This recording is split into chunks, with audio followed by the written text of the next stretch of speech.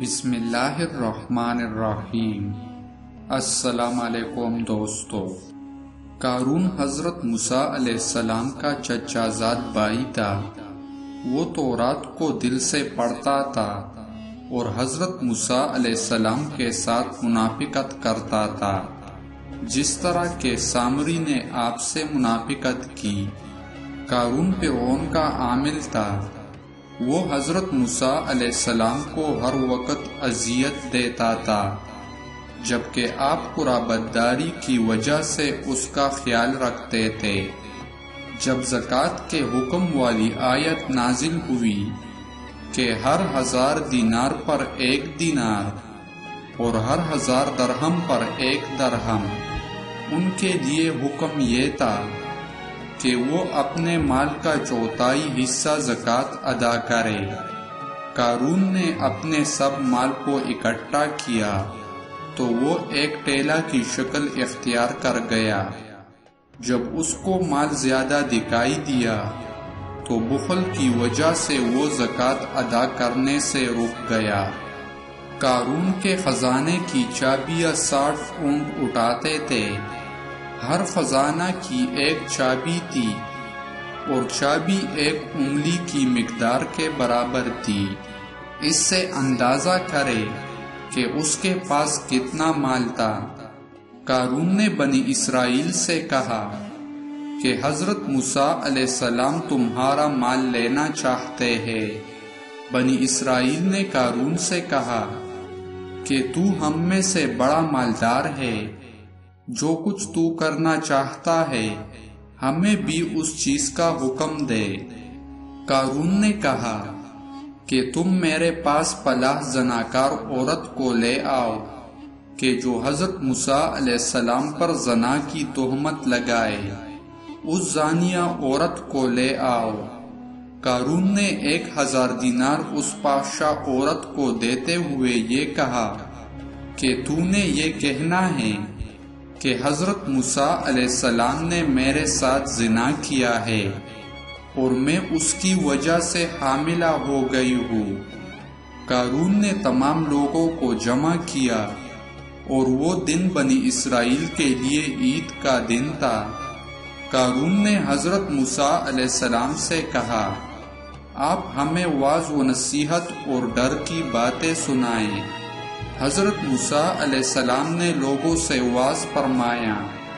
آپ علیہ السلام نے دوران گفتگو یہ کلمات ارشاد فرمائے، جو شخص چوری کرے گا ہم اس کے ہاتھ کاٹیں گے، اور جو شخص جھوٹی تہمت لگائے گا ہم اسے کوڑے لگائیں گے، اور جو شادی شدہ ہو کر زنا کا مرتکب ہوگا ہم اسے رجم کریں گے۔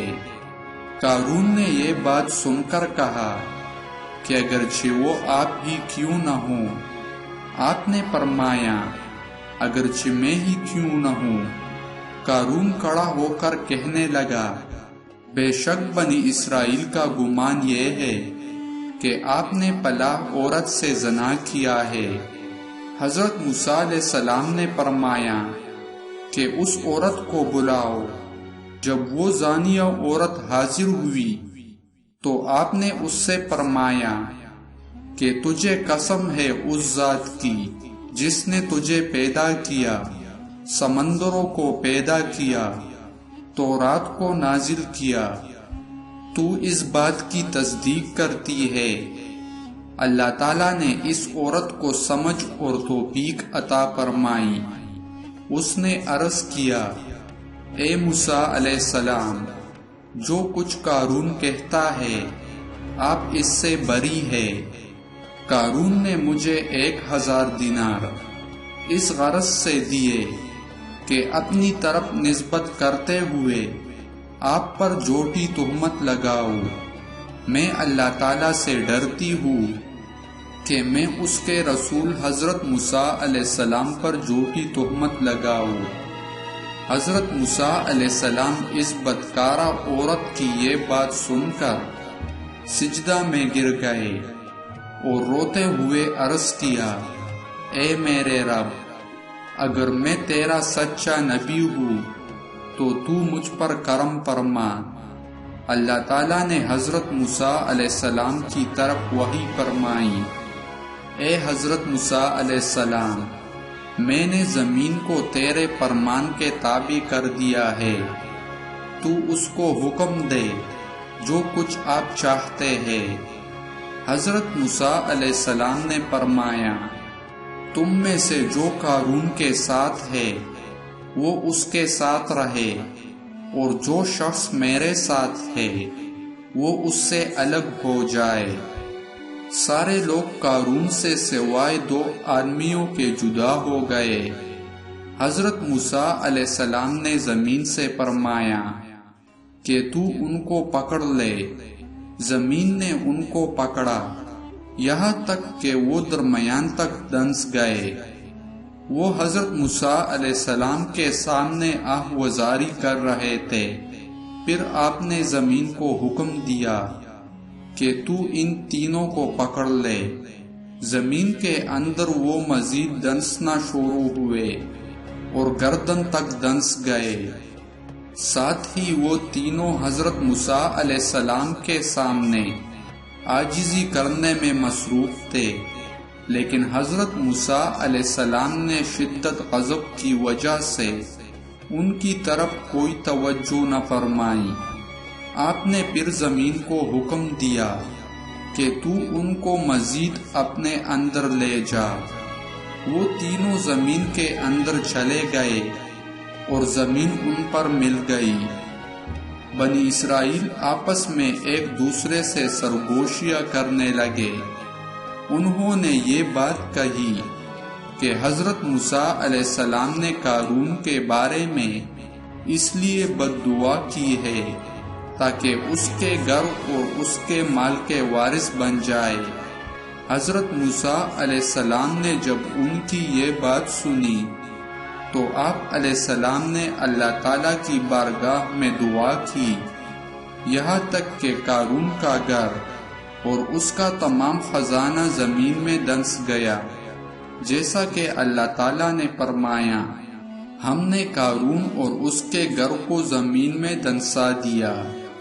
قارون کا گھر حرکت کرتا اور ہر دن وہ ایک آدمی کے قد کے برابر زمین میں دنس جاتا، یہاں تک کہ وہ دنستے دنستے زمین کے بالکل نچلے درجے تک پہنچ گیا، اور وہ اس جگہ پر اس دن تک باقی رہے گا جس دن سور پھونکا جائے گا۔ بیان کیا جاتا ہے کہ قارون سفید رنگ کے خچر پر زیب و زینت کے ساتھ نکلتا تھا۔ اس کے خچر کے منہ میں سونے کی لگام ہوتی تھی، اس کے گھوڑوں پر سرخ رنگ کا ریشم ہوتا تھا۔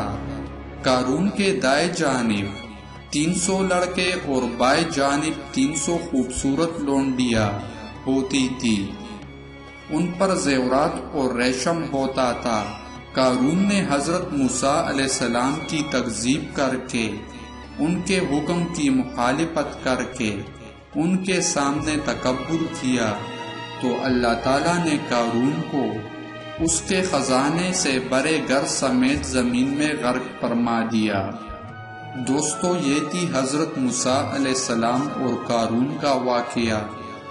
امید کرتا ہوں یہ واقعہ آپ لوگوں کو پسند آیا ہوگا۔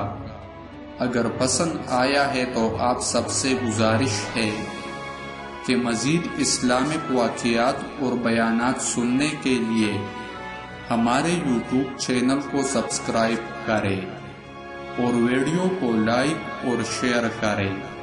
جزاک اللہ۔